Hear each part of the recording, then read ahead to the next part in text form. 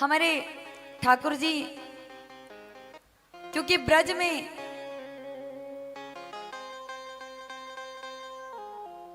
यमुना नदी का ही एक सहारा था, जल का एक ही स्रोत था, वो यमुना नदी। और यमुना जी विषैली हो रही थी। ये बात जब लाला को पता चलो तो लाला जो है अपने ग्वाल वालों के संग जाते हैं यमुना तट पर, और वहां जाकर गेंद और बल्ले से खेलना प्रारंभ करते हैं। और गेंद बल्ले से जब खेलना प्रारंभ करते हैं तो कन्हैया जानबूझकर गेंद को यमुना नदी में फेंक देते हैं। और यमुना नदी में जब यमुना नदी में फेंका तो कन्हैया जाकर खुद भी उस यमुना नदी में देखने लगते हैं। भाई वो तो चाहते थे कि यमुना जी में डुबकी लगाऊं, कालिया मर्दन करूं, लेकिन आप भाव सुनिएगा कि किस प्रकार ठाकुर जी कालिया नाग का मर्दन करते हैं। ठाकुर जी खुद भी यमुना नदी में कूद जाते हैं। कालिया नाग के फन पर नृत्य करते हुए ठाकुर जी, कालिया नाग पर नृत्य करते हुए ठाकुर जी हमारे यमुना नदी से बाहर निकलते हैं। कालिया नाग को समझा देते हैं कि यहां पर तुम मत रहो, तुम यहां से कहीं दूर चले जाओ। और कालिया नाग पर नृत्य करते हुए हमारे राधा वल्लभ भगवान बाहर आते हैं। सारे ब्रजवासी उस यमुना तट के किनारे खड़े हो गए थे। सब सोच रहे थे कि भाई जो इस नदी का पानी पीता है वो मर जाता है, लाला तो यह पानी में कूद गयो है, वाकू का होगो। इस प्रकार कालिया नाग को इस यमुना नदी से दूर किया। और आज भी कालिया नाग जो है, इधर आप जब जाएंगे छठीकरा से आगे तो कालिया नाग का एक मंदिर पाया जाता है जो पत्थर का बना हुआ है। भगवान ने उसे कहा था कि यहां से दूर चले जाओ और पीछे मुड़ के मत देखना, अगर देखोगे तो पत्थर के हो जाओगे। लेकिन वो फिर भी पीछे मुड़ के देख लेता है। किसके डर से? गरुड़ के डर से। सोचता है क्योंकि गरुड़ और सांप का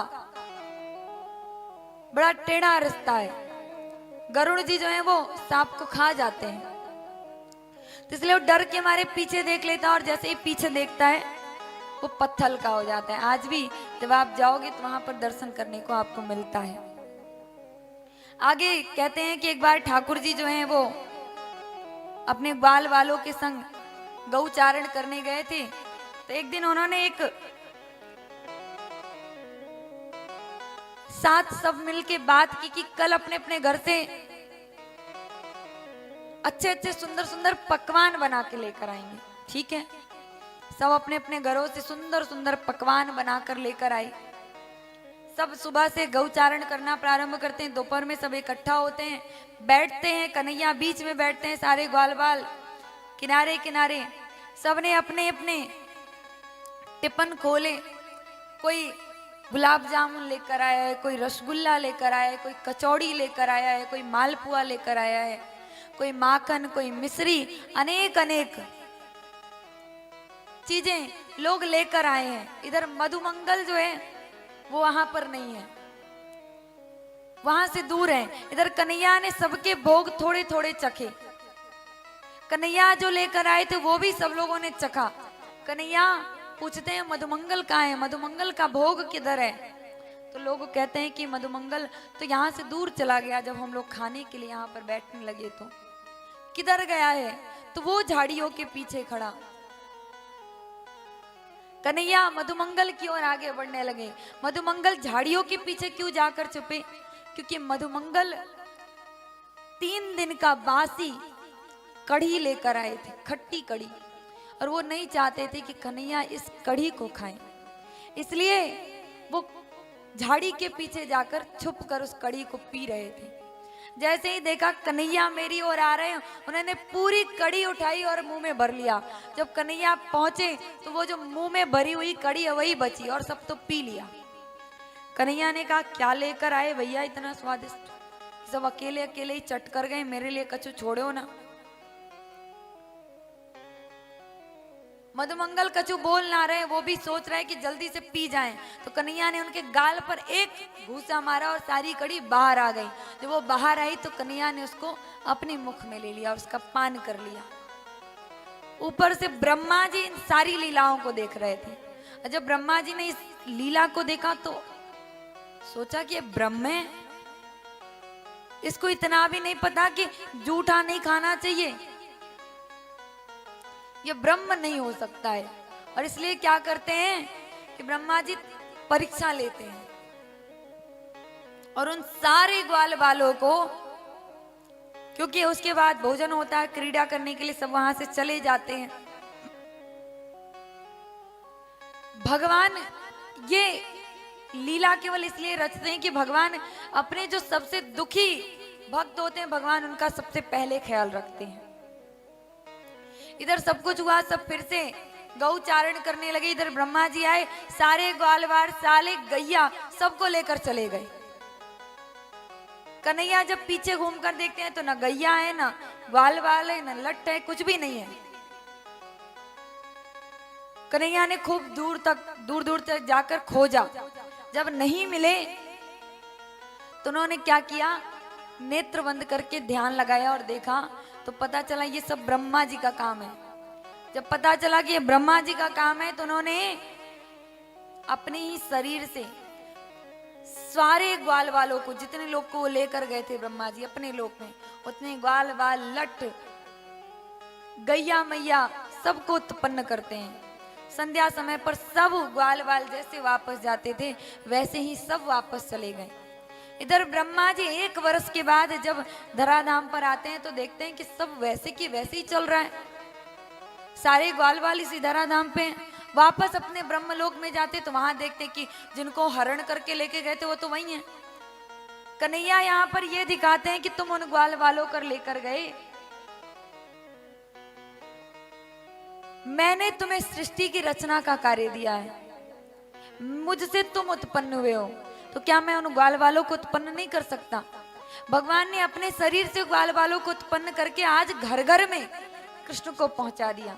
आज घर घर में कृष्ण खेल रहे हैं, खा रहे हैं। ब्रह्मा जी समझ नहीं पाते, बार बार पृथ्वी पे आते फिर अपने लोक में जाते, समझ नहीं पा रहे हो क्या रहा है। फिर से जब पृथ्वी पर आए, इधर कन्हैया जो है ब्रह्मलोक पहुंच गए, ब्रह्मा का रूप बना के द्वारपालों से जाकर कह दिया देखो बहुत नकली ब्रह्मा घूम रहे हैं पृथ्वी पर, कोई आए तो अंदर प्रवेश मत करने देना, और स्वयं अंदर चले गए। इधर ब्रह्मा जी थक हार के वापस आए अपने ब्रह्मलोक में। जब वापस आए तो देखा महाराज के द्वारपालों ने दरवाजा बंद कर दिया, अंदर नहीं जा सकते। बोले अरे मैं तुम्हारा राजा ब्रह्मा हूं। बोले पता है मुझे, सब बहुत ब्रह्मा घूम रहे वेश बनाकर, अंदर नहीं जाने देंगे, हमारे ब्रह्मा जो है, हमारे जो राजा हैं अंदर बैठे हैं।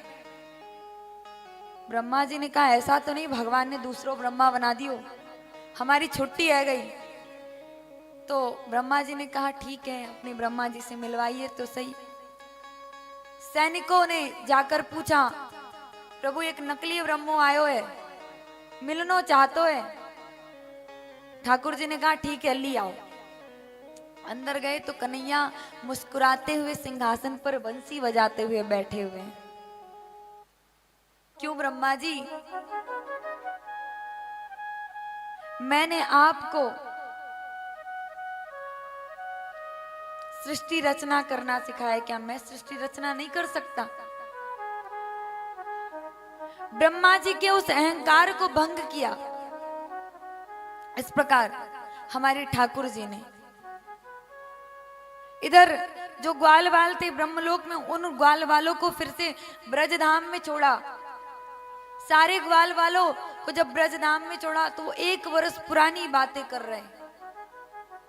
सबके माता पिता सोच रहे कि काहे गो है लाला को, सब 1 वर्ष पुरानी, क्योंकि उनको तो याद ही नहीं, 1 वर्ष तक तो मूर्छा में थे ब्रह्मलोक में। इस प्रकार हमारे कन्हैया ने ब्रह्मा जी के अहंकार को भंग किया